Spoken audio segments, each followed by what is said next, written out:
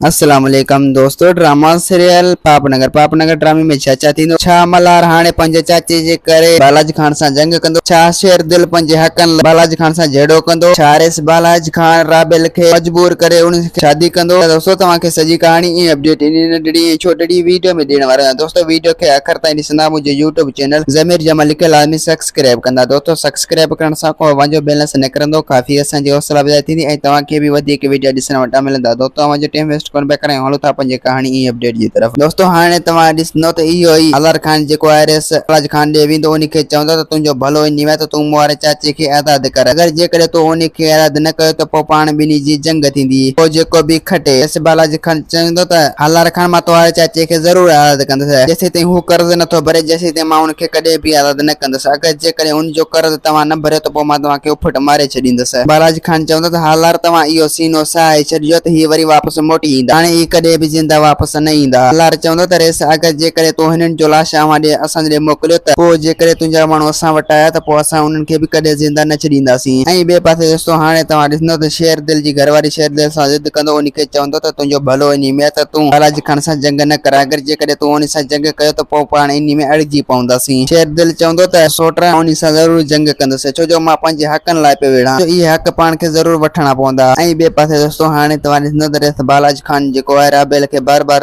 तंग कंदो। राबेल खे चवंदो त तोखे कॾहिं बि विसारे नथो सघां। राबेल चवंदो त इहो आसरो तूं मूं मां लाहे छॾ, ऐं हा जेकॾहिं तो मुंहिंजे ॿकरियुनि खे हथ बि लाथो त तूं कॾहिं बि हितां ज़िंदा वापसि न बची सघंदे। रेस बालाजी खान चवंदो त अहिड़ो मां पुट ई न आहे ॼणे जो मूंखे का नुक़सान पहुचाए। ऐं ॿिए पासे दोस्तों हाणे तव्हां ॾिसंदो त मल्हार जेको आहे शेर दिल सां मिलंदो। शेर दिल खे चवंदो त हाणे तूं मूंखे अहिड़ो सलाह ॾिजो मां जीअं चाचे ऐं सोट खे आज़ाद कराए वठां। अगरि जेकॾहिं हू आज़ाद न थिया त पोइ रेस बालाजी खान उन्हनि जे मथां ज़ुल्म करे छॾींदो। दोस्तों उम्मीद है कहाणी यही हूंदी, असांखे पसंदि असांखे ॾींदा इजाज़त, वरी तव्हां सां मिलंदासीं के नई वीडियो में। ख़ुदा हाफ़िज़।